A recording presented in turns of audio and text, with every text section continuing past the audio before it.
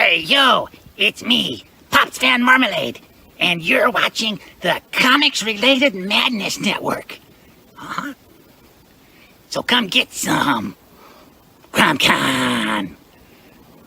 CromCon. Hey, we want to shout out to our sponsors, Daytona Beach Comic Con. If you are a fan of comic books, if you're a fan of comic book conventions, and if you like meeting comic book creators and getting comics and comic-related stuff, then you need to make your plans to attend Daytona Beach Comic Con. This year's show is September 7th and 8th. Silverline will be there, so you should make your plans to be there too. We'll see you there. If you like comics and find yourself in the Orlando, Florida area, doesn't everyone come to Orlando at some point in time to see the House of Mouse? But when you're here, you need to make it a point to visit Coliseum of Comics, especially the one on East Colonial Drive. They carry Silverline comics, even a limited edition Coliseum of Comics version of our comics. So, when you go, be sure to ask for Silverline Comics and tell them we sent you. OCD stands for Orlando Collector Deviants. OCD, Steve and Trish. They're a family of geeks who promote geek things, particularly those around the Orlando, Florida area. They're big supporters of Silverline, and we think you should be supporters of theirs too. Go give them some love. If you are an independent comic book maker and you need to get your independent comics made, you need to look no further than Kablam Digital Printing. They print our books, and they do a bang-up job. They're not only trusted by Silverline, but many, many independent comic book makers. Head on over to kablam.com and see for yourself just how easy it is to have your comic printed by them. And tell them Silverline sent you. Hi, this is Tim TK, host of That Silverline Show on Tuesday. Join us at 11 p.m. Eastern, 8 p.m. Pacific every Tuesday night as we discuss pop culture and the joys of making comics. Hi, I'm Barb Kelber, co-host of Silverline's Wednesday Wham. Join us each Wednesday night as we discuss comics, literature, movies, and anything else that may catch our attention. I'm Roland Mann, and I host Silverline's Silver Sunday. Join me every Sunday at 8 p.m. Eastern as we make mine Silverline.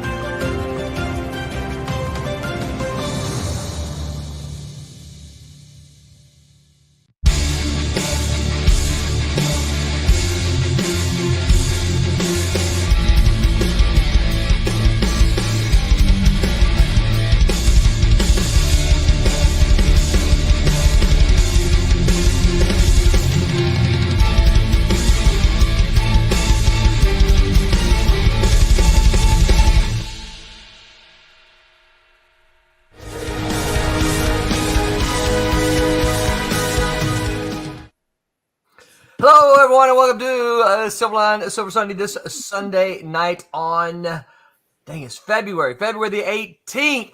I am your host, I am Roland Mann, and we've got an exciting show for you tonight. We are going to hear all of the inside scoop, but first I'm going to introduce the cast. With us tonight is Kara's elderly co-worker, Mr. Tom Mason. Hi, everyone. Tommy, I want you to take a really quick note of Tom's name. You're not the only one who misspells your name. Look at it. He's Tom Mason tonight. Oh, look at that. Well, then you got to make fun of him for the next year. I got to go back in and fix that. Also with me is the all-around con artist, Mr. Thomas Florimati Jr. Say hi, Tommy. Howdy, howdy, howdy. And, of course, Miss Roberta Conroy, who is working on Cat and Mouse Colors tonight. Hello, Champion Miss Fury, too. Champion Miss Fury, that one's been done. No, not done yet. And our special guest tonight, who is going to spill all of the beans, Miss Kara Lamb. Hello. So glad How to are be you, here. Kara? I'm doing great. It's awesome to see you guys again. It's been forever. Is it spill the beans or spill the tea? The kids say spill the tea now, but I'm good with spill the beans. Yeah. All right. Let's say spill the tea then. Let's go with the kids. Yeah. Let's go with the kids. All right. All right. Let's do that because I think I have heard my son say that before, but I didn't know what he meant, so I just went, yeah, whatever. Yeah. Well, because in the South you have sweet tea, so you don't have like real tea. What do you mean real tea? That is real tea. No, you That's have your no. That's the drink that actually tastes good. real It tea. tastes like grass. I'm not disparaging it. I'm just saying real tea is like the British tea where they, Well, and I'm sweet disparaging sweet tea. Yeah, I'm sweet tea is disparaging just it. like sugar with a ton of water in it. Yeah, baby. And real tea is just like coffee. I mean, it's like, well, yeah, no, real it's tea is not. like drinking dirt. I don't know why you. No, I actually like my sweet tea that right when you make it and it's hot and you put it over ice, and then so it's hot and cold and sweet at the same That's time. so good, man. See, now you're making me want sweet tea now. Hi, Kara. How are you? I'm doing great. I'm doing well. Welcome to Tea Time with Roland, Tom, and Tommy.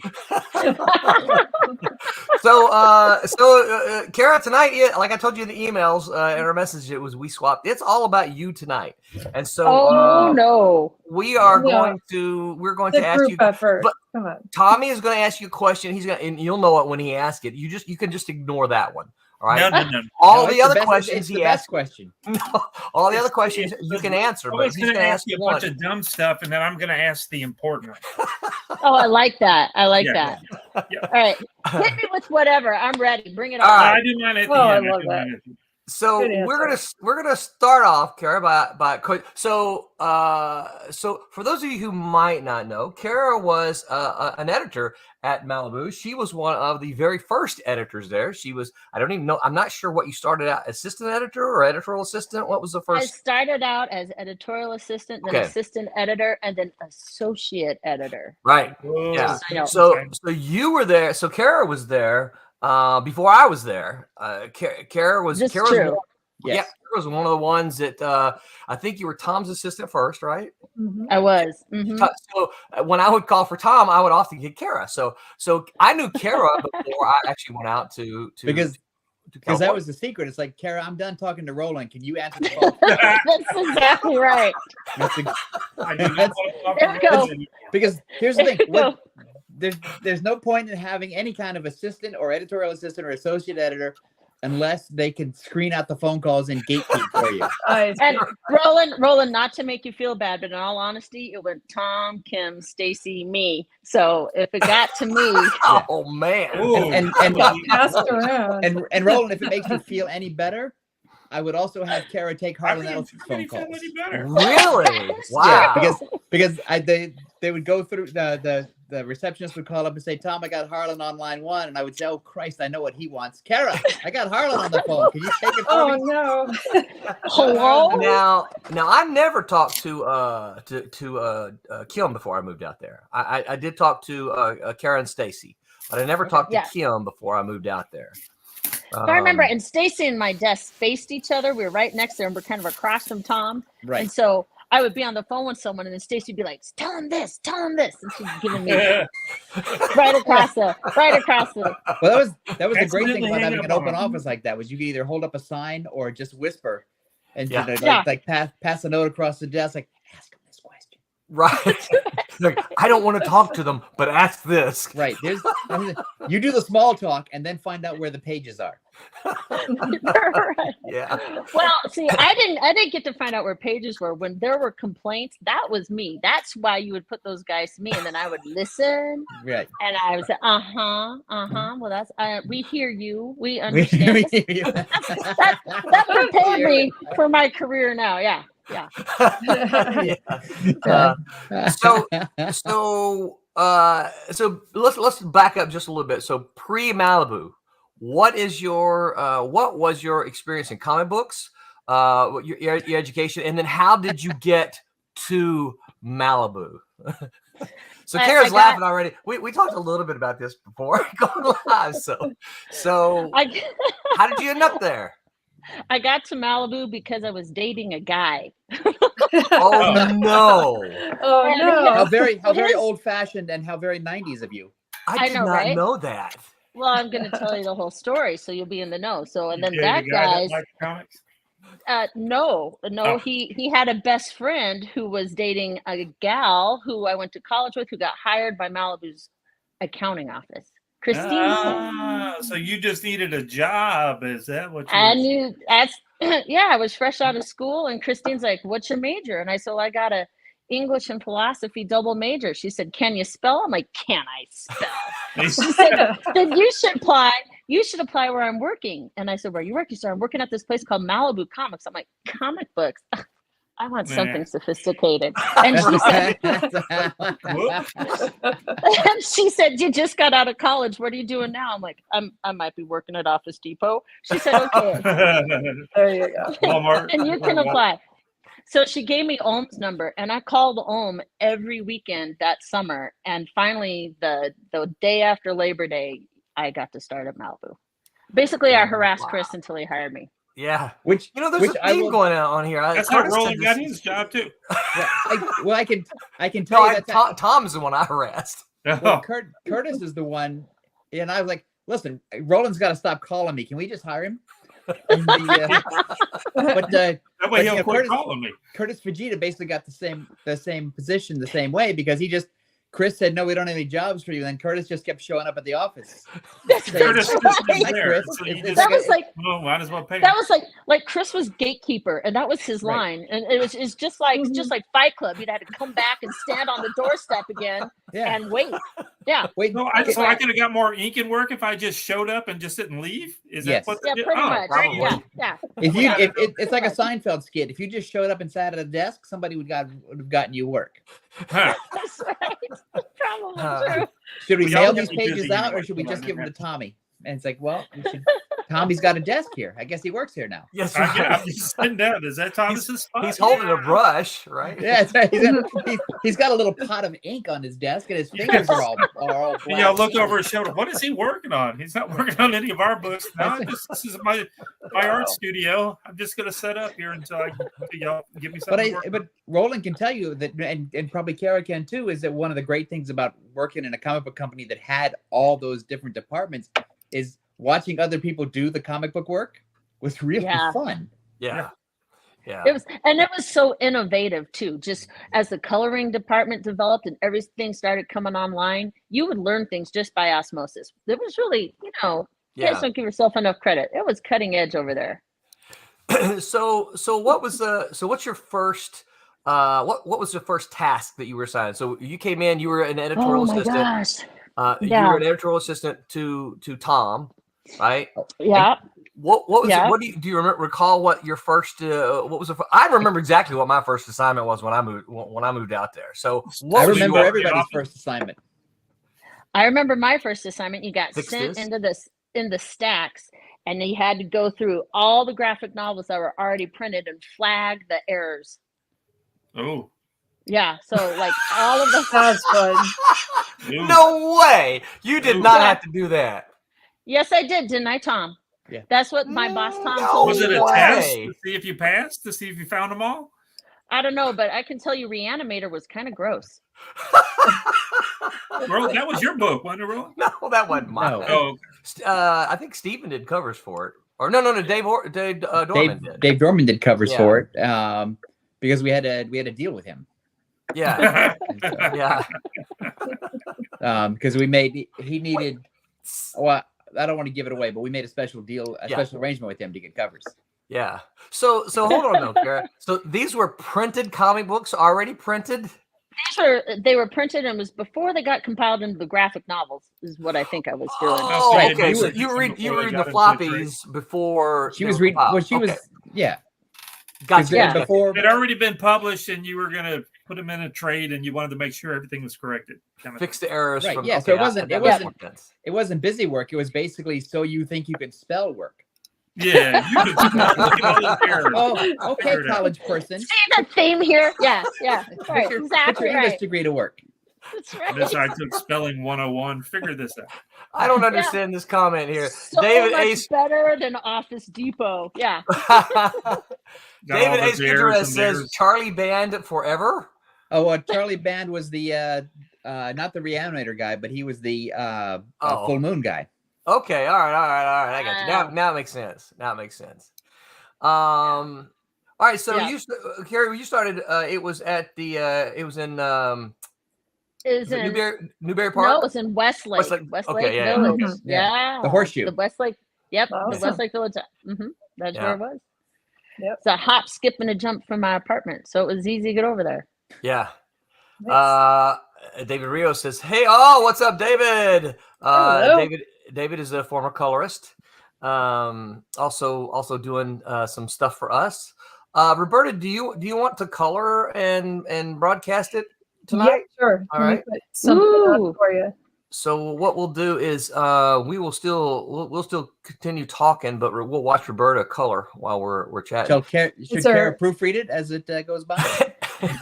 No, but you know what else, Tom? You used to have me do is I used to have to call the printer in Canada because we would do the printer. We'd do the plates there at Malibu. Yeah. We had the big plate printing machine, and Right. Eric Steno would coordinate all that, and then I would have to call the printer up in Canada and see. Is it because you're the only one that spoke Canadian? Is that why?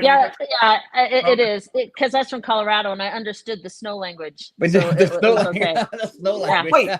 Wait, so you're from Colorado originally? Well, okay, it depends on how you define from, because when you're in Colorado, people are very precise about what it means to be a native. So I would say I'm a quasi-native. I don't understand that. What does that mean?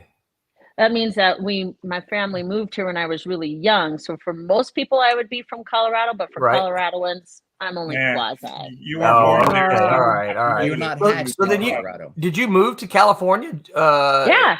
Specifically for work or for college? Oh, just to work in comic books. No, I came out for college. Okay, college. And you went to Kalu? Is that where you went? Yeah, I went to Kalu. There was a strong connection between Cal Lutheran and Malibu for a long time.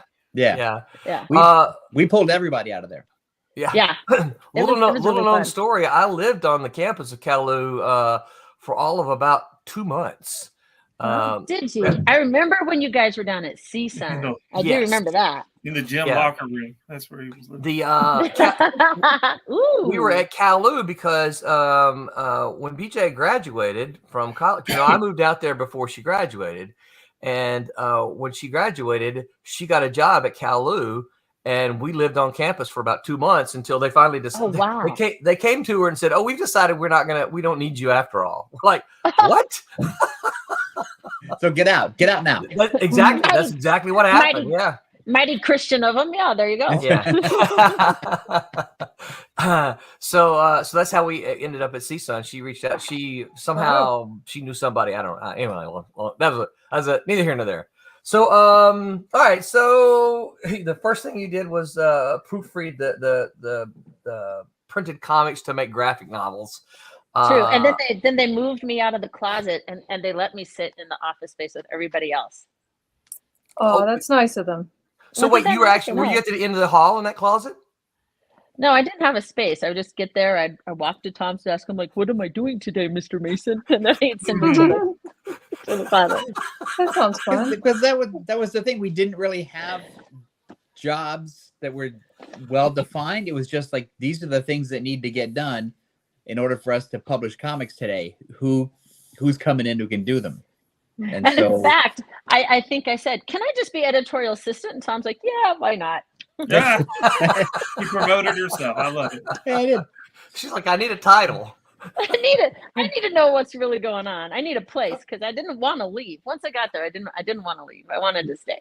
Yeah, most people did not want to leave. I got a question. Yeah. Uh-oh. All right. Roberta, what are you working on?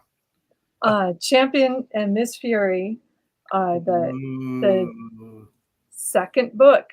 Oh. Yeah. Ooh, I don't know about the writing and the pencils, but the inks are beautiful. Yes, it's really hard, and you would know. I wonder who that is. Yeah. I wonder who that is. Actually. The perspective is really nice. Yeah. So I'm curious though.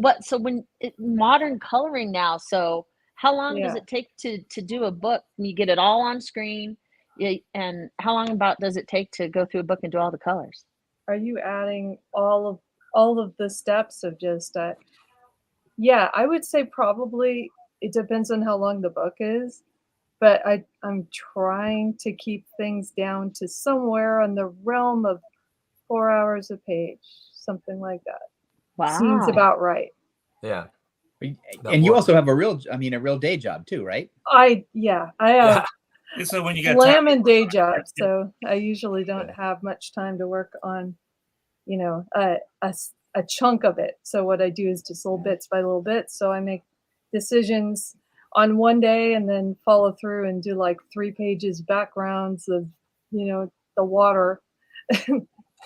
stuff like that. So Well- I just kind of try and keep things consistent because I'll go, oh, wait a minute, on this page, then all of a sudden I don't like how the sky color mixes with these two guys, and I'll change it. Oh, that's on David, tone, David Ace Gutierrez says it looks great, Roberta. Well, thank you. It It's does. good there. It's Looking good. good. Let me back out so you can see everything we got so Ooh. far. Oh, there you go. Look at There's a that. lot going Yeah, on. there These are is. There's a lot Really going well on. done book. Yeah, that's nice. Look at those inks. I like it. Look at Those, those. those things. Shh, don't say that too There's loud, Tom. There's some clean lines in that too. I like that too. Yeah, I don't know where that Yeah. came from. Yeah, who knows? That was Yeah, Pete. that's surprising. Tom, you could figure out how to edit your name. I got you. So Thanks, I Roland. remember this time, Tom and Roland, you guys might remember when there was this big discussion about the right kind of color. Like you can't just go into a book and throw in any color pell-mell. You got to really think about it, and it can't be obnoxious, and it can't be. And some of us might have gotten criticized for not reining in on the color a little bit. That might have been a thing. Well, there were a couple of things. Is that we had hired colorists who were essentially art students out of Kowloon and not comic book people, so they weren't necessarily fixated on comic book coloring, but Right. they knew colors.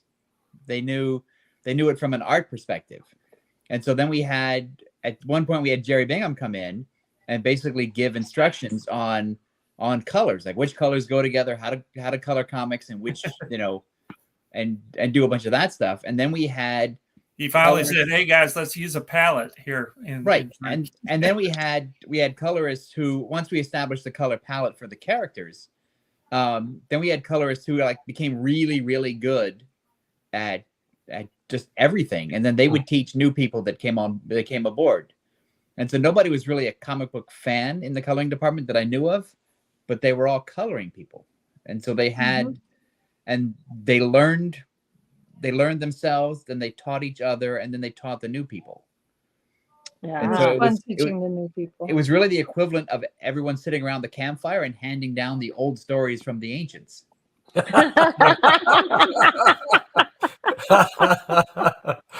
Madness Comic says looks good, Roberta. Well, thank you. Thank you. So Carrie, you sent me a list. I'm not going to read over the list, by the way. No. You sent me a list. Is it a list of things she won't talk about? Is that what Yeah, she actually. because that is something that we always Email tell that people, says, come Roland, on, don't what do you you dare not ask want me us to talk these about? questions. Right. Right. And of course, Like, what are the sidebars? Yeah. Yeah, give me sidebars, Roland. one of them, Tommy, is like, please don't ask me about Thomas Formonti's inks. Oh, because I'll talk about them. Uh-oh. So what? Looking at your time at Malibu, Kara, what would you look and say, hey, you know what? This is probably one of the things I'm most proud of having done while I was there. Nocturnals. I love working with Dan Brereton on Nocturnals. I still love those books, and Dan and I send each other Christmas notes, via social media every 5 or 6 years. Hey, you still doing all right? Yeah, I'm still doing all right. But that was really great. But I'm also really proud of, and maybe I shouldn't be. Maybe this is a little bit of hubris, but I was really proud of how I handled one of the lawyers who used to call, and that one. and that one, and for some reason that there was a time when we were working on some really excellent books, and there was a lawyer who knew his stuff, and that was another one where Tom would be like, Carol, this take that call.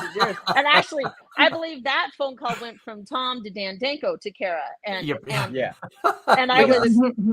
I was all of 23, and I don't know, I think this guy just liked arguing with me, and he would let me put him on hold, and I'd be like, you need to chill out, and I'd put him on hold, and I'd go into Tom's office and I got him on hold again, and I think Tom Yeah, that's it. No that might have way. amused Yeah. you, and then Did I you would really? come back.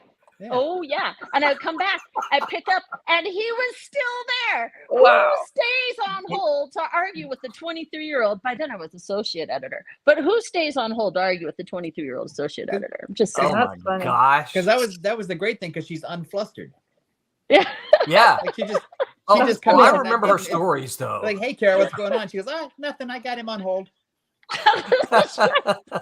There was once when Scott Rosenberg came walking through the cubes, he's like, "What is that sound?" And it was me. I was not necessarily quiet, and there was some discussion about loud voices in the cubicles after that. But what do you do?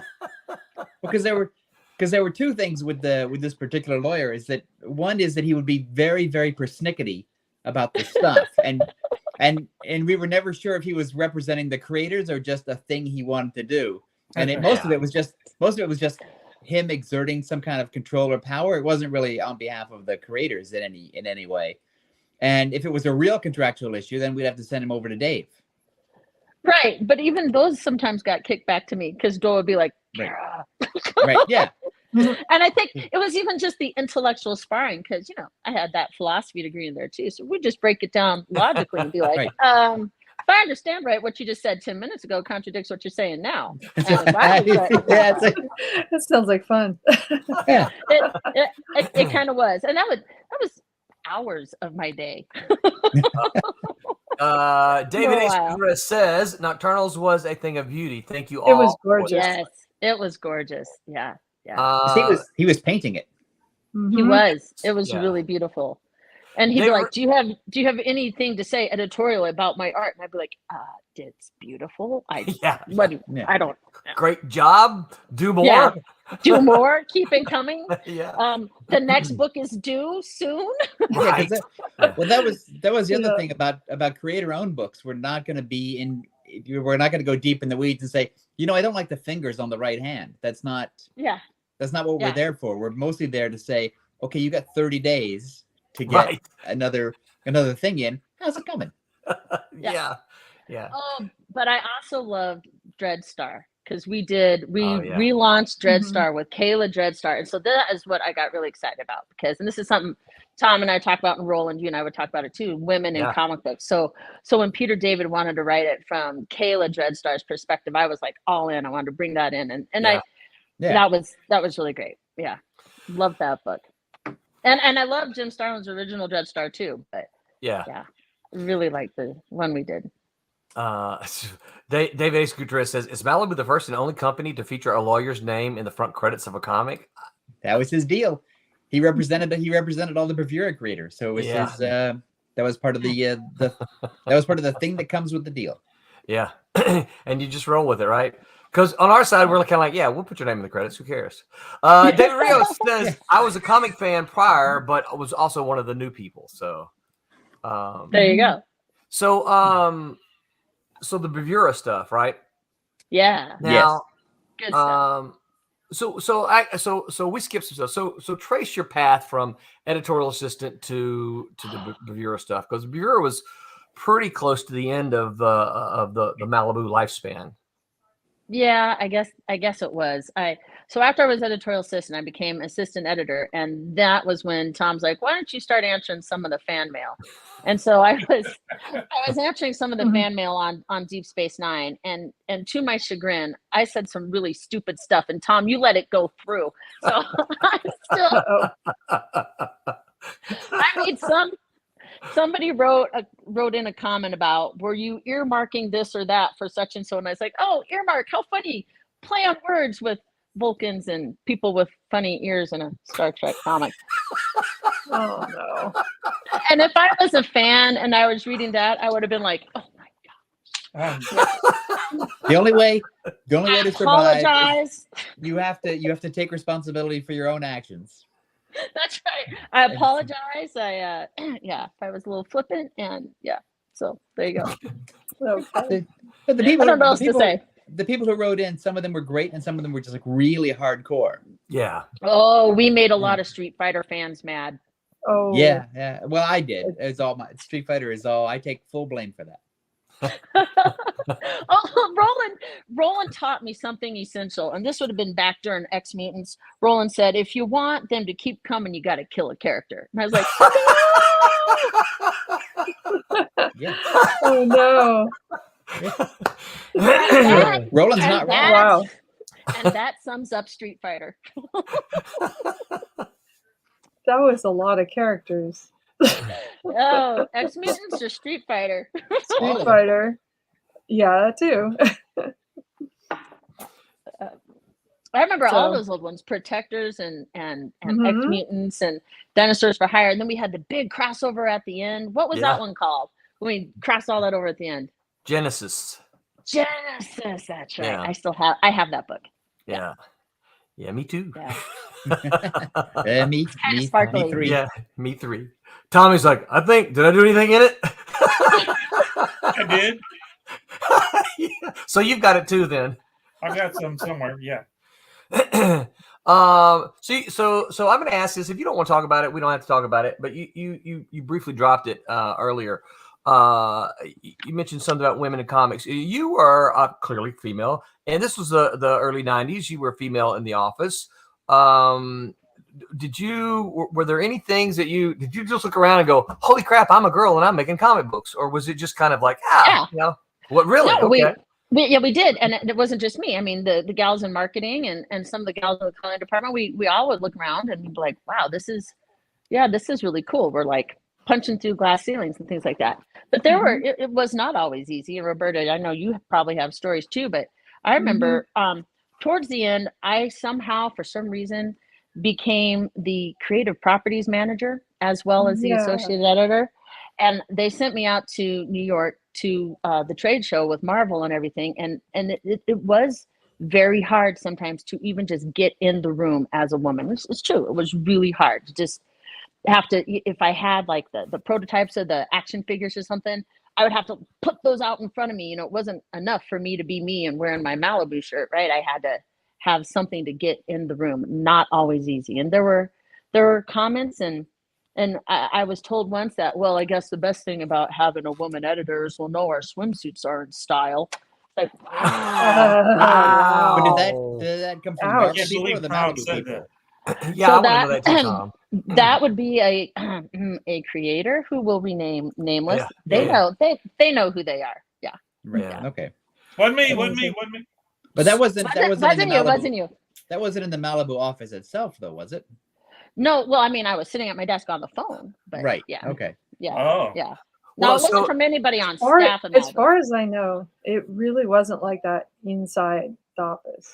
Well, and that's kind of what I wanted to. That's kind of Which where was I wanted really to go. unique. And again, we don't. We're not a negative show at all. This is not a negative stream or podcast, whatever you want to call it. We try to be positive because we love comics. But for me, thinking about that time, it's like, okay, well, I would hate the idea that you said, "Oh, I had a horrible experience at Malibu because I was a woman."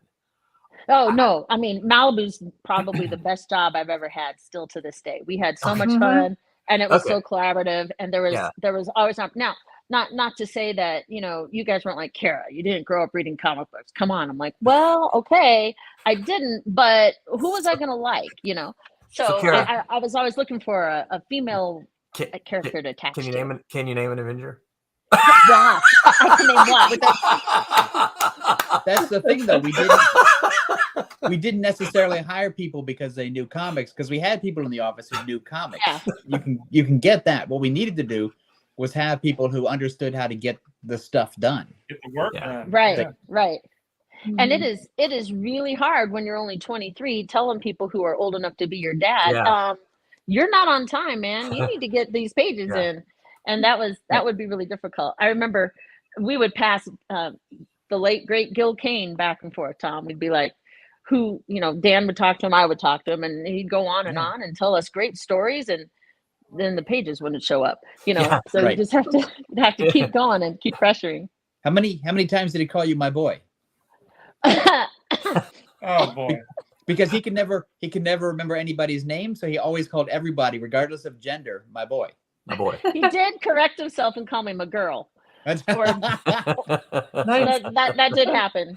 And then Ernie Cologne would send in freebies. He's like, here's a freebie for you. And I'd run to Tom like, Tom, look at this cool piece of Dread Star art that Ernie Cologne did.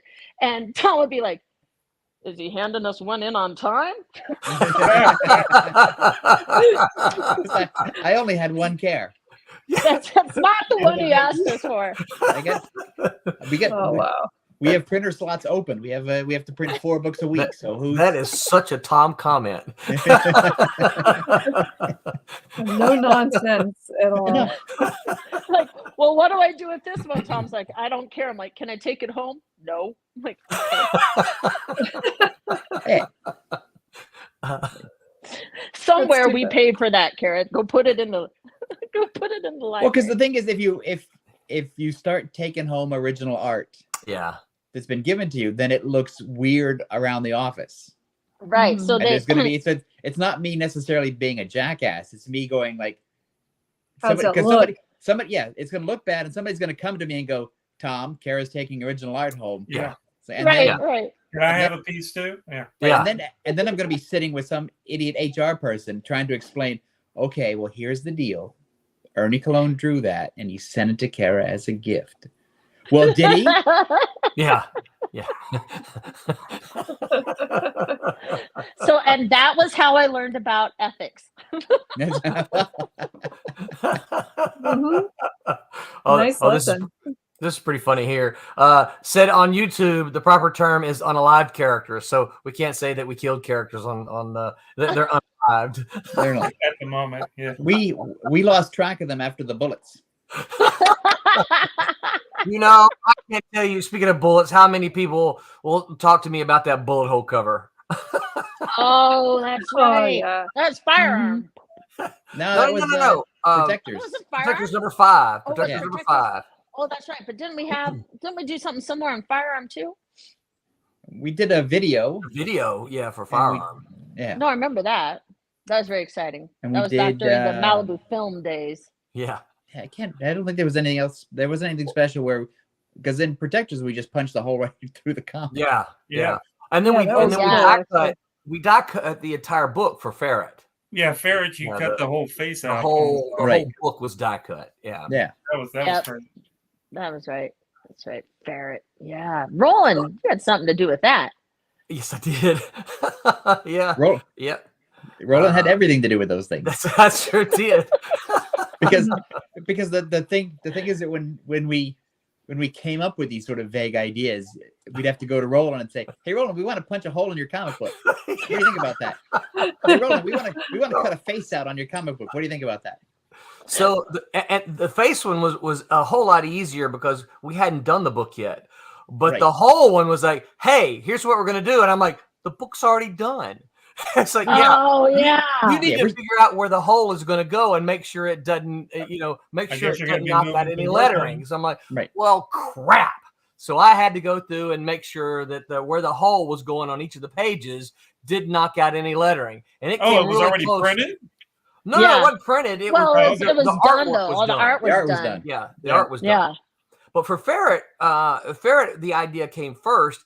And if I'm not mistaken, Dean Zachary actually created a template for the left pages and the right pages, right? Yeah. So that they would be drawn according to the die cut.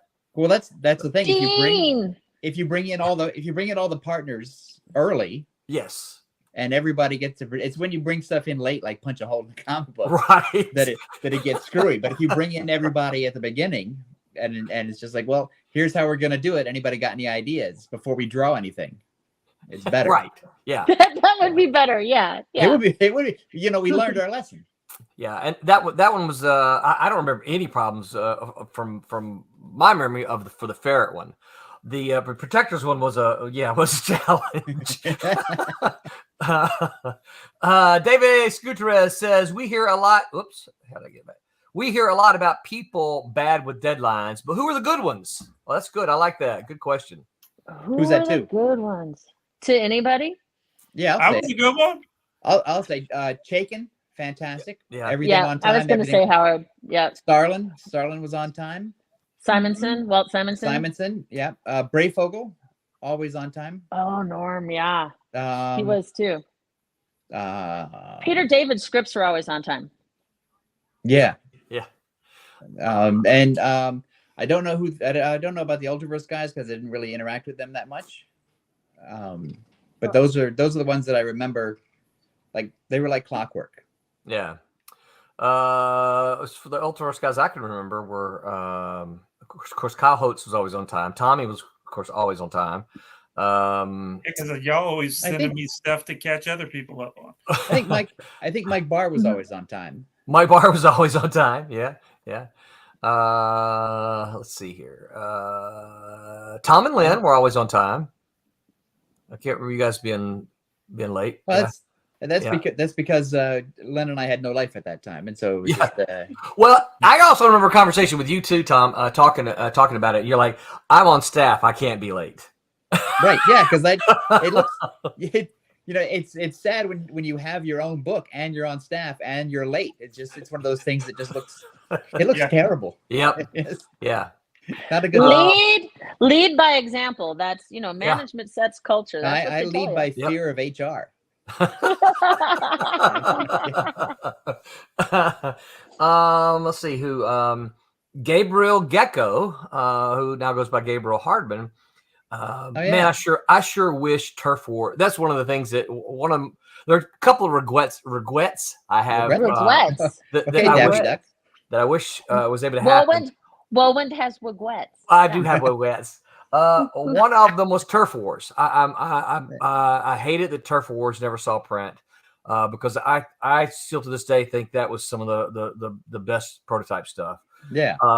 And then the Sludge book that Mitch Bird drew. Oh, God, that was a good looking book. Man, Oh, that's one. Aaron Lepresti, always on time. Aaron Lepresti, always on time. Yep, there you go. And also Thomas Derenick was always on time. Yep. And in the early days, Darren Goodhart. Yep. And Lowell Cunningham, Sandy Carruthers. Well, these all predate Roland involvement. Yeah. But I know the names. Yeah. R.A. Jones. R.A. was, yep. So a bunch. There are a bunch of really great folks to work with. Yeah. So I've kind of dominated the questions. You guys have any questions? Tommy, Roberta? Can you describe maybe a little bit more about that job that had you analyzing creatives? It sounds a little more interesting, just in terms of it's a different type of job for you. A question for me? Carrie. Yeah. When you were in the creative services. Yeah, having that is such a different type of a position other than yelling at people on the phone. Conversations. Negotiations. It's more of a meet and greet kind of thing, right? Yeah. So analyzing creatives, like when I was doing editing or when it was a bit of a learning curve for me because all the editing I had done before then was basically, academic writing and editing. That's a very different. Yeah. And so thinking about story arcs and how to bring all that together, and I didn't get to choose who did any, I didn't get to choose which artist did what. I came on after that part of the process. But it was a really good learning experience for me as in what to look for and the key of storytelling, who could really capture that with their characters, with the growth that shows a character go through, with the art that would highlight it. And one thing I remember very clearly about getting used to that editing process and how a comic book breaks it down and how you storyboard a comic book. I remember Rob Conti and I had to go down to LA. This is when Ray Manzarek, you guys remember who Ray Manzarek was? He was a keyboardist for the Doors. Yeah. And so we were going to do the Doors comic book for Rocket Comics. And Rob needed a ride down there, New Yorker that he was, didn't have a car. And I was like, hey, I'll drive. And it was like a Sunday. So Rob and I got down there and we're these poor starving artist kids in comic books. And Ray Manzarek opened up his home to us and we get in and we're going through this art. And I cannot remember the artist on that. It's a guy from Brazil. It was beautiful stuff.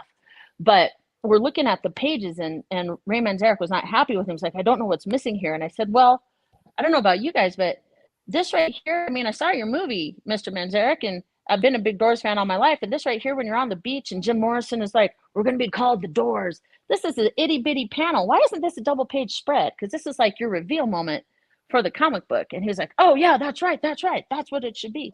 And it was that kind of thing. By then I'd already been at Malibu for about 3 years. And that kind of analysis where you could look at how the story's breaking down, it was starting to sink in. I was catching on. That's great. Because we didn't really have a training program necessarily. We would just give people stuff, and you sink or swim, and you can learn by asking questions, but there's no school that happens in the company.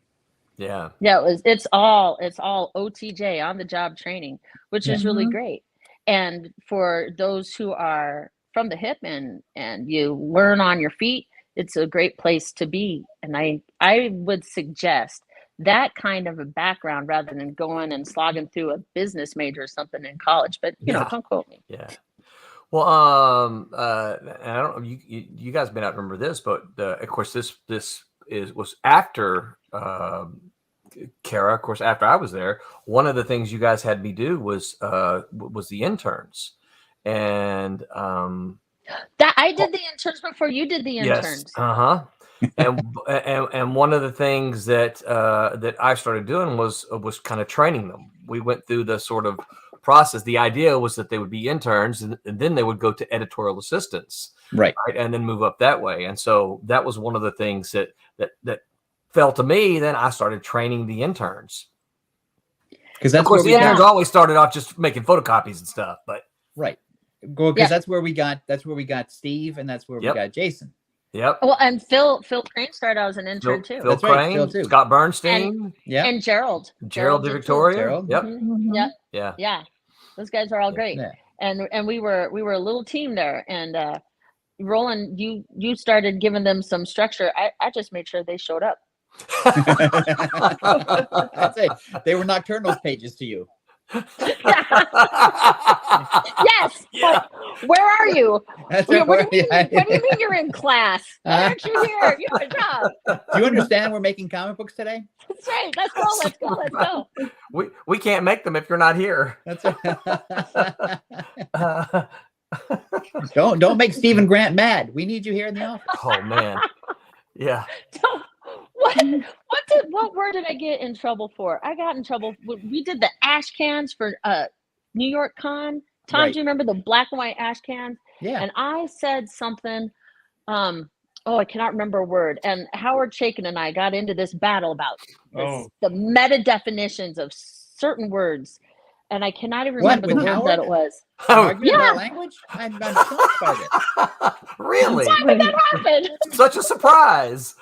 I'm shocked. I'm stunned. I'm almost speechless. I know, shocking. I can't remember what the word was either, but it was a word that I thought was complimentary, and he did not. I can tell you. I'll name drop because I had lunch with Howard a couple months ago, and we had the same argument we always have over words and language. And is one of those not curmudgeon. Golly, I said something to him just within the last couple of years, and he goes, "I don't like that word." And he says, "Don't call me that." And of course, I wasn't meaning it. He wasn't angry, but it was like, I'm like, oh, okay. So he explained it. I forget what it was there. So David Ace Gutierrez has a question. Kara, he says, which of the licensed books had the quickest approvals and the slowest ones? Well, I remember that Breed went really fast. Yeah. I thought that Breed went really, really quick. Yeah. Mm-hmm. Well, that was always on time, and yeah. Because Starlin knew what he was doing. Yeah. Yeah. And he wanted it out. Yep. But does he mean stuff like Deep Space Nine and Street Fighter and Planet of the Apes, or is he asking? Or about Bravura, yeah. So Bravura that for us, Mr. Gutierrez. Yeah. One of the things, we sometimes talk. We haven't really talked about it much on our stream, but in circles and everything, when we talk about the image stuff, is one of the things that that the Image guys had to learn was that they had to learn. They just made the books before, and once they jumped ship from Marvel, they had to figure out, there's a whole other side to making comic books as well. It's more than just drawing and coloring and lettering. I got to deal with the distributors. I got to deal with the retailers and the printers, and that was a tough learning curve for them. And if there's nobody pushing you, right, the deadlines are your own. You're kind of like, oh well, I'll play ping pong today. Hey, there's nothing wrong with that. I love ping pong. I would play ping pong all day long. David Ace Gutierrez says, I'm at the licensed Deep Space Mine. All right. Oh, yeah. Okay, yeah. The creative option ones that we had. Yeah. Right. The answer is that the Planet of the Apes and Alien Nation were the fastest ones to get approved because 20th Century Fox said, don't bother me. Okay. I would, because I learned over the years that, you have to send everything step by step to the licensor as things go on, so there are no surprises. So you'd send the premises and the outline and the script, and then the pencils and the inks and the letters, whatever. And I'd get a call from the person at 20th Century Fox, and she would just say, "What are you doing? Why are you sending me this stuff?" They were like, "Didn't we tell you could do the book? Just do it." So I just stopped sending it, and so that was the easiest one. Deep Space Nine was on a schedule, so they knew, and they'd been working with DC all the time, so they knew what they had to do. So there was never a delay, unless the problem would always be when I would submit a premise or a story to Paramount, and Paramount would say we didn't want to do it, and then the writer of the premise would get me on the phone and say, "Well, did you tell him this? This ties. He wanted to go into a deep dive and try to we got to fight for this premise because this fits in with the this and that and ties in with this." It's like, we're not going to do that. Paramount, Paramount said no. Paramount said no. I'm not going to go back to Paramount and waste my time to argue with them. So no, if you want in, come up with a better idea. Yeah. And so, because I'm very pragmatic.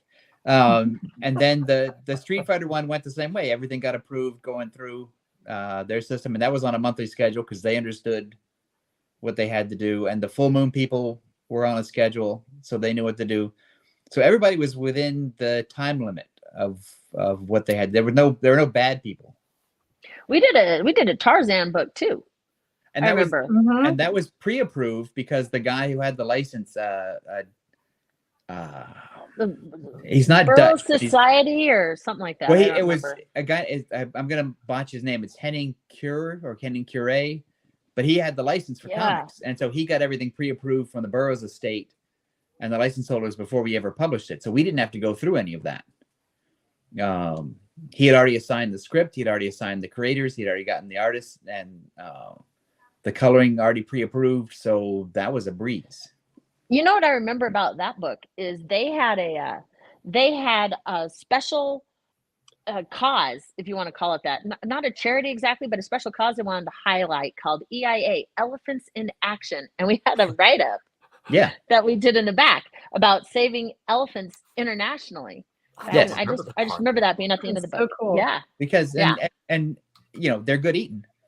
Tom. So we did. Hi, Roberta. And so but that was so we put, and I kept my comments to myself at that point. Did you now? That's so not how I remember. I probably didn't keep my comments to myself. Probably did not. Yeah. That would be not like me. And there would be things. There would be things, Tom, that you would say on the phone, and Stacy and I would be like, "Oh," and Stacy would just be laughing out loud, but I'd be like, and then Kim would be like, "And I'm writing that one down." Remembering that for later. So I actually have Kim's list of horrible things Tom said. The Tomisms and the Olmisms. Because my favorite Olmism, and I know you guys had Chris on a couple weeks ago, but my favorite Olmism is, "Hey, is Thanksgiving on Thursday this year?" Yeah, we still talk about that. The other, we still give him a hard time. Every November it comes around. I think it was only 30 I think years we said ago. something about something about that on the stream, didn't we? Yes, we did. Because I That's talk a to good him. one. I do a Zoom with him every Friday, and every time Thanksgiving comes around, it's like, are we going to meet on Friday? I said, well, yeah, because Thanksgiving's on a Thursday this year. Awesome. So Carrie, you mentioned Ulm and Thomisms. Are there any that you can repeat here that you can remember? That I can repeat. Well, yeah, that you probably can not. repeat. Yeah, there was a little sing-song one that went I'm sweating. something. No, something 2x4 can't fit through the Malibu door. I remember that. Oh one. yeah. Yeah. I've had lots of therapy, as Roland knows. I don't say those things anymore. And then we wondered what happened to Malibu. Listen. I've said before on previous streams that I'm an HR nightmare.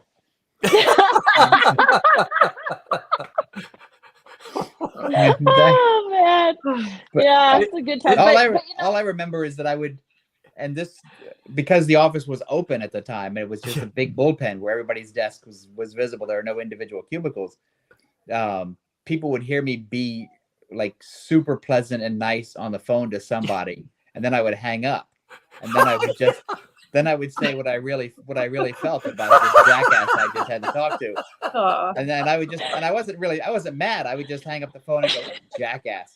And then I would turn around and everybody would be staring at me like it was a scene from a movie where their eyes are open and their jaws down on the ground. It's like, how could you say that? And you could hear the director in the background. Just let him go. Just let him go. It'll be good stuff. It's gonna be good stuff.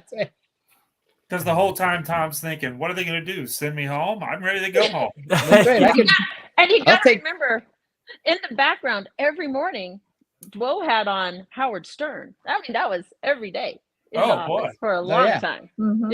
Yeah. But it was pre-streaming Howard Stern. It was network Howard Stern. Oh, it was live radio. That was pretty bad, though. That was still pretty. I didn't even know who he was before I moved out there. Yeah, but everybody in the office knew him. Yep. We all knew. We all knew who he was. That's how I learned. Yeah. Yeah. We were just good times. It was though. I recommend therapy. Didn't we all? Wasn't there like a team therapist for a while there at the end? I don't know if we had a kumbaya person who came in and burnt sage all around the office to try to cleanse everybody. So Carol, what are you doing now, and how did you get there from comic books? Well, we we went through that takeover, and I thought, I want to go somewhere ethical. So now I work for the federal government.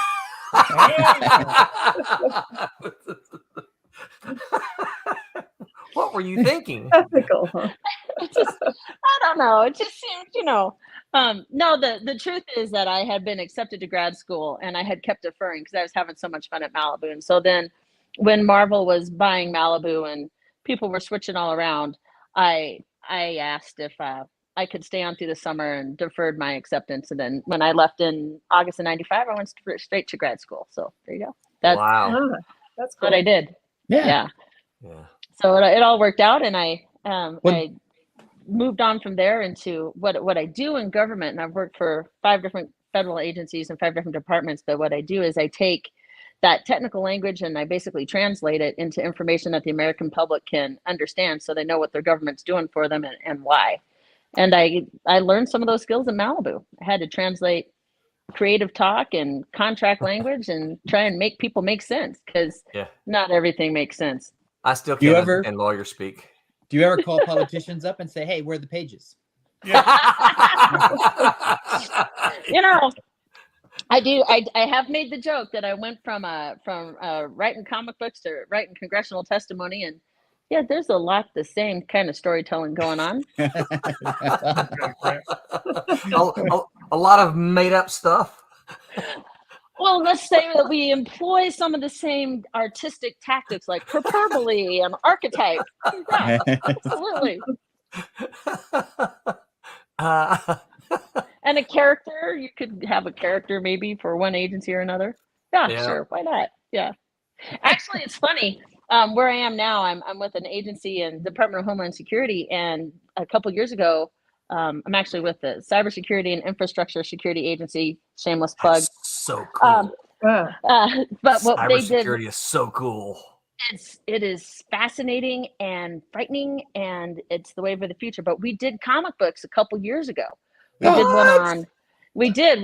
Now the art's nowhere near as good as what you guys do. Sorry, but it was got to get it done, and so they got the pages in. But it's one on bug bites, and it's one on dis, and malinformation.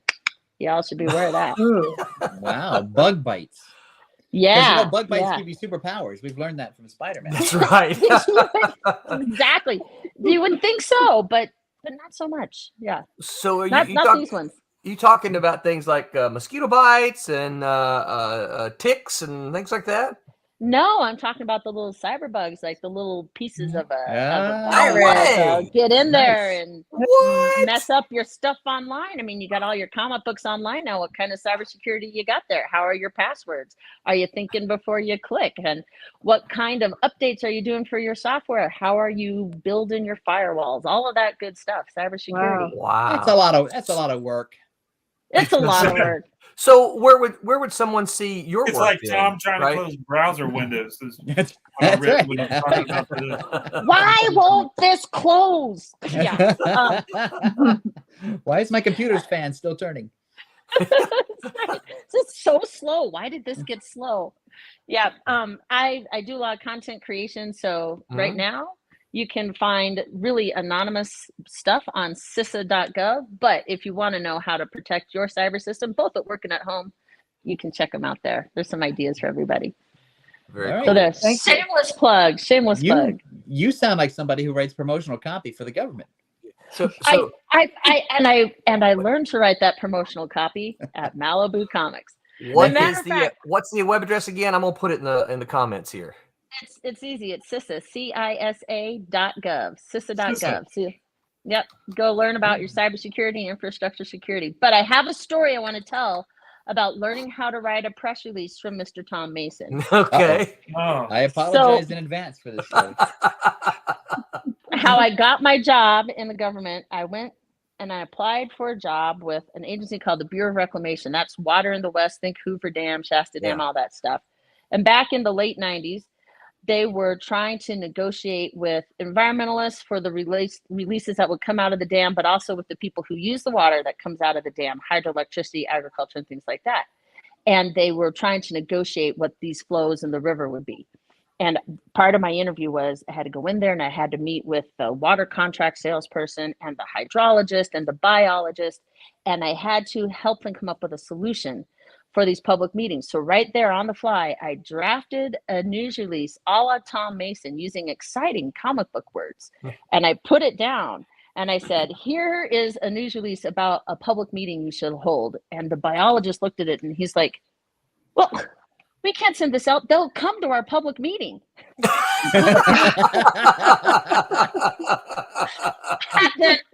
and then the hydrologist looked at it and he's like, when they come, their lawyers are drunk. Oh my God. Yeah, I blame you, Tom. I got the job. Listen, I might not be the only HR nightmare. You're not. But yeah, that was what started it all. I never called the opposition drunk in a meeting before. It was after you hung up on. That's what I was hung up on first. After you hung up on the phone. But no, I learned to write a news release and at Malibu because we're always writing them for CBG and everybody else out there, and we would have to change them up if we were going to be sending it out to the Bible Belt, or if we're going to be sending it to New York or California. And It's just a template. Because Yeah. one of the things that I learned early on is if you have a press release, then people are fighting about the content of the press release. If you don't have a press release, then they're fighting about whether or not they should send it out. So it's better to have it written and give them something to fight over than to talk about it in abstract terms. Yeah, that's right. And so then to kill have it, a right? template.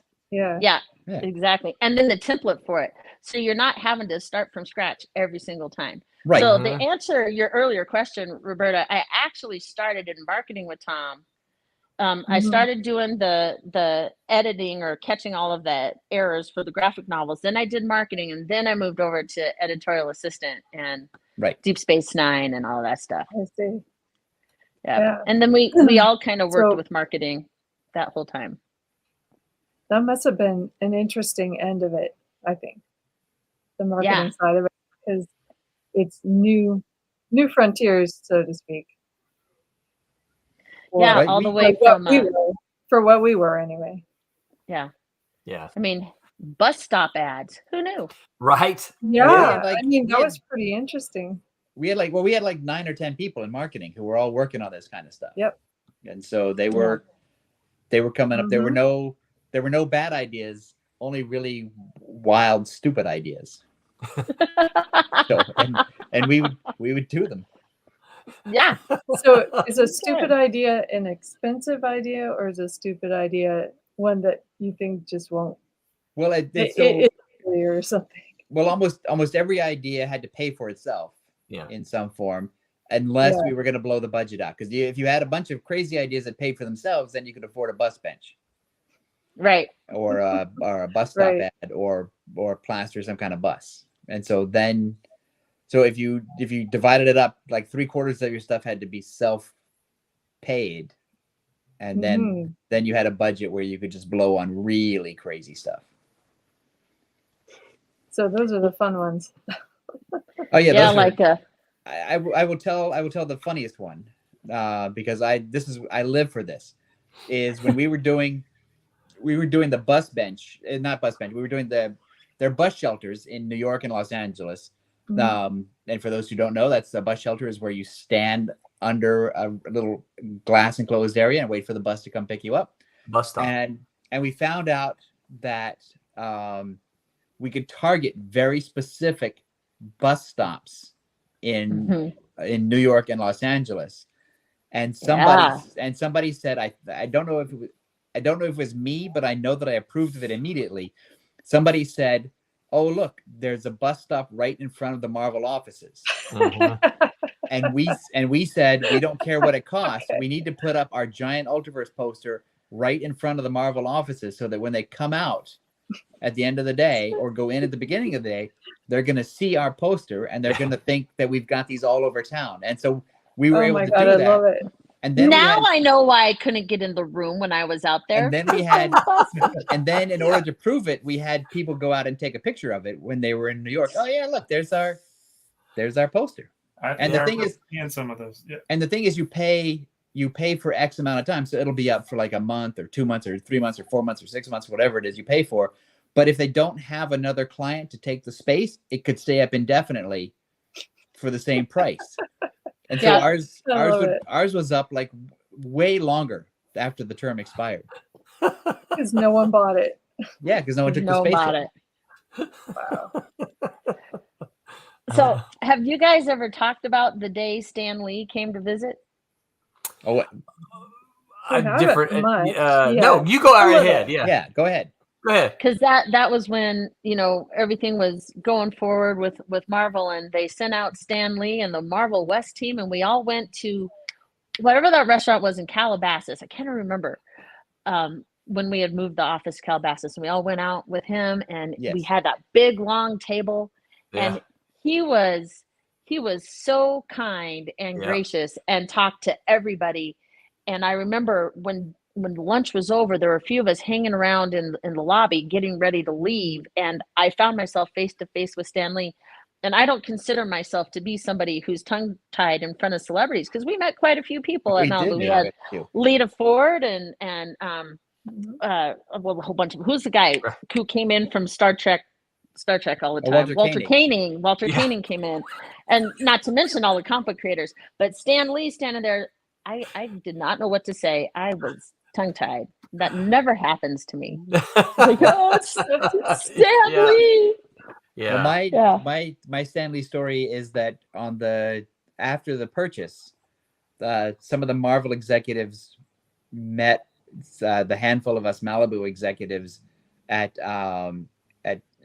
Chinois in Venice, and I walked in, and the first person I met at dinner, there were two tables that had all been put together, and Stan and I ended up next to each other, and Stan turned to me and he introduces himself. I'm Stan Lee, and it's like, okay, yeah, right.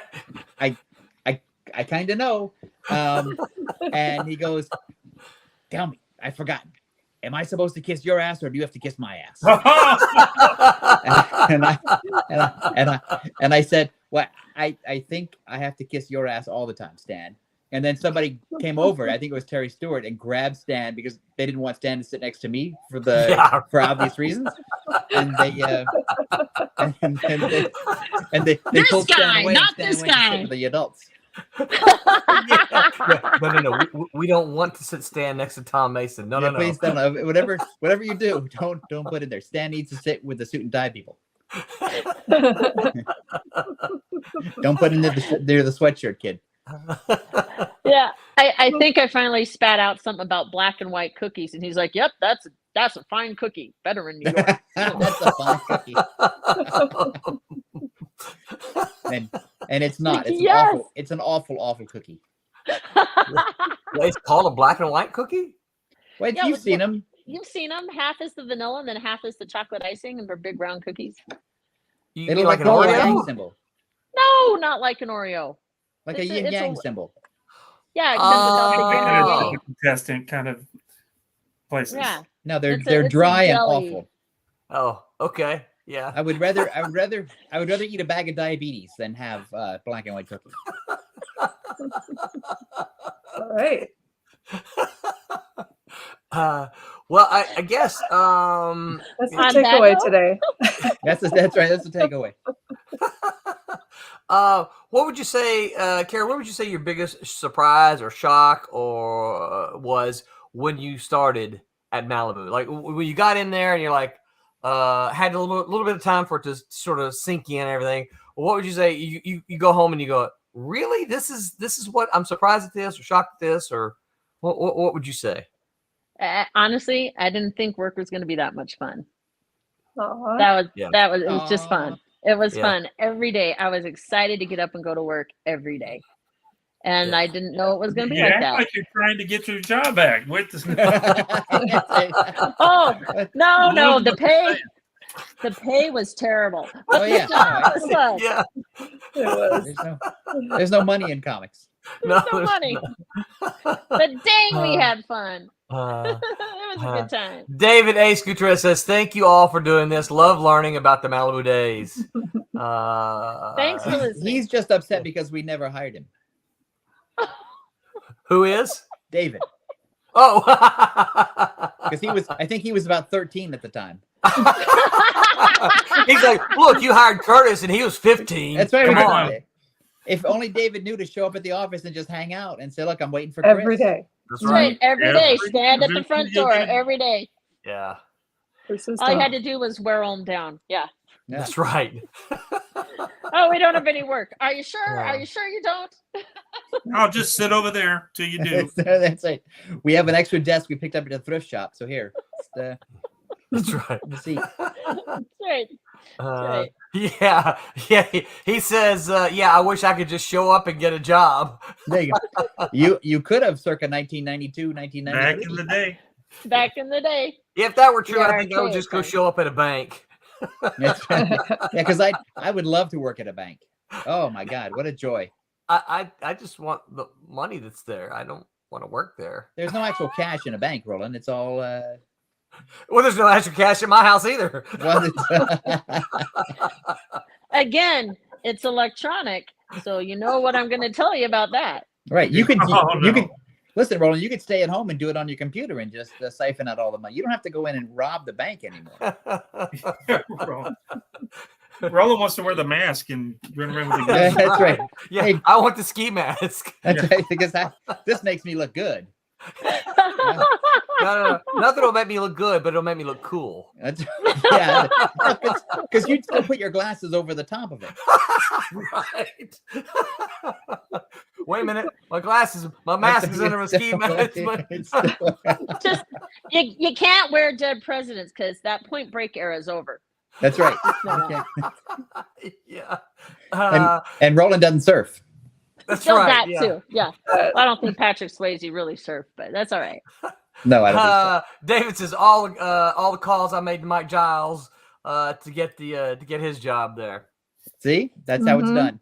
Yep. Giles learned from the Alm. You got to wear him down. That's right. Yeah. That's right. That's right. Well, as always happens, my clock tells me that we have passed our hour, and it has flown. I know, Roberta, it's flown by. What a delight! So much fun. Kara, is there anything that you're like, I really wanted to say this, but Roland didn't? No, none of them asked me this question. Is there anything that you were just chomping at the bit to say, and we didn't ask you, and you're like, man, I need to say this. This is your chance. Well, I guess, one of the things we always talked about was getting girls into comic books. And I think if you want to have something to say to all the young ladies out there who want to write comic books, draw comic books, tell them, learn how to tell your story. That's the bottom line. Learn how to tell your story. Excellent. Love it. Yeah. It's fantastic. You should look at Roberta's coloring. Yes. Yes, exactly. Yeah. Thank you. Exactly. I don't know if you do you remember Barb Kalberg, Kara? I do, actually. Yeah. Barb's doing a book for us. She's the creator and writer. That's awesome. Yep. She is except for the penciling, she's inking and well, she's not lettering it, but she's inking and coloring it. And she's got R.A. Jones helping her with the script, and Tom has just stepped in to help with the story. So yeah, that's like old home week right there. Oh, Yeah. listen, I'm telling you. I've got Barb on the phone. Can you talk to her for me? Because I don't want to. Kara, I tell people I hang up and say something rude to her. There've been a few people tried to accuse me, say, "Well, you're just trying to rebuild Malibu." I'm like, no, I don't want to do that. That was lightning in a bottle, and there's no way. But what I do want to do, what I would hope to accomplish with Sona is to catch that spirit, that spirit of Malibu had. Well, I left her name off, but Barb Kalberg was another one of those creators who was like lights out every 30 days. It's like, yep, always on time. Always. She's listening, and she's probably going, well, it's about time you mentioned me. I was saying it when I was listening. I never said I was a good person. Well, no. It's not being a good person. It's about the memories. Like, you have to go down the list of all the people, right? Look, it says right here, Kara's elderly coworker. I get a pass. Boss, Kara's elderly boss. Yeah. But in reality, am I like the least boss you've ever had? You and the Ulm, yeah. Absolutely. Like we're not really. Well, my boss right now is pretty awesome too, actually. But I never thought of myself as a boss, even though I was in charge of people. It was just like being a boss is like Raymond Drysdale from the Beverly Hills Bank in the Beverly Hillbillies. It's not like I don't want to be that guy. Yeah. No, it was collegiality. There were no bad ideas, and we were all encouraged to share them, and that was really exciting and part of what made it fun. Because we never knew.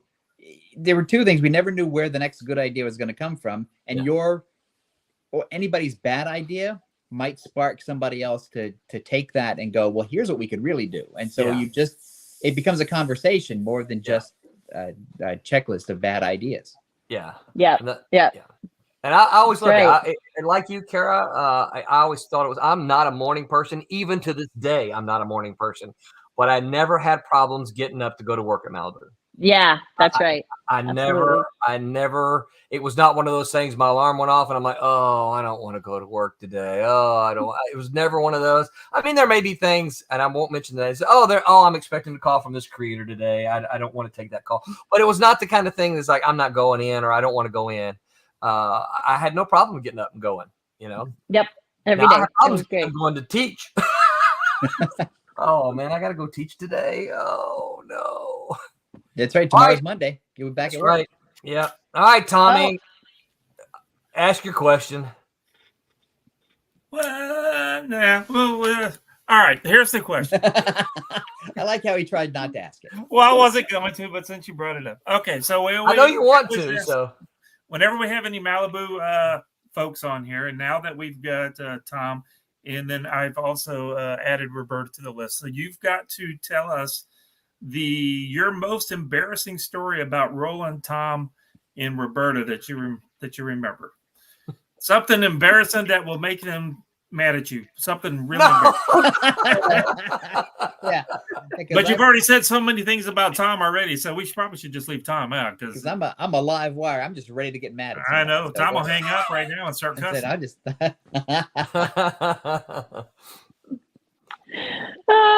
I don't have any embarrassing stories about Roberta. Oh, thank you. Of course not, because Roberta's so Because I was an angel. Sure. That's but I not will why. say there was a time when the editorial board went out to dinner, and I was the only woman on the editorial board. And there was much curiosity. We were all much younger then about what girls really talk about when they're alone. Oh, And they all leaned across the table and looked at me like, Kara, what do they talk about when they're alone? When you guys are alone, what do you talk about? And Roland leaned in, and you guys were all not clean shaven. And he's like, just ignore all of this and pretend we're girls.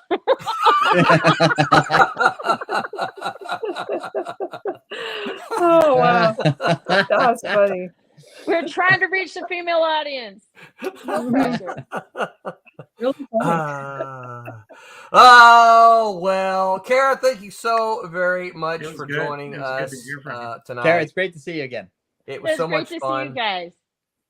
It was really fun. Thanks for having me. I really enjoyed talking to you guys. Miss you all. We didn't get you in trouble with the government for anything, do we? You didn't have to get special permission to come on tonight or anything. I didn't. I didn't tell them, so maybe I am Tom's protege. We'll find out tomorrow. Well, next week, you can send us a note. We'll bring it up. She did say Homeland Security, so they're listening right now. I know. Yeah, they are. Well, they didn't shut it off, so apparently we're still on. It says live still. Yeah, so that's right. It didn't get cut off. Yeah. So Kara, don't go anywhere. Hang out with us a little bit after the stream if you got some time. All right, I got time. It's great being here. Mm-hmm.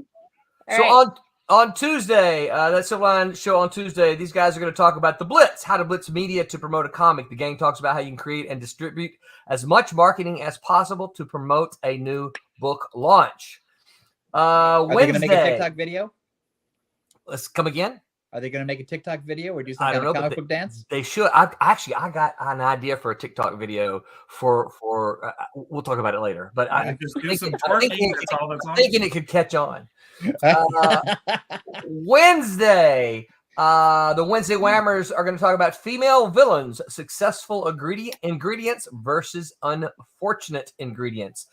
And then we will be back next Sunday night with I don't have a topic yet, so but we will be back next Sunday, and with something. I don't know. I'll see if these guys have anything in mind to talk about. But until then, Kara, hold on. Here we go. Until then, what we like to do before we get out of here, let me find all my buttons. We like to say, oh no, I spilled coffee all over my make mine Silverline. All right, good night, everyone. Good night, kids. Hi, my name is Paul Kupperberg. Make mine Silverline.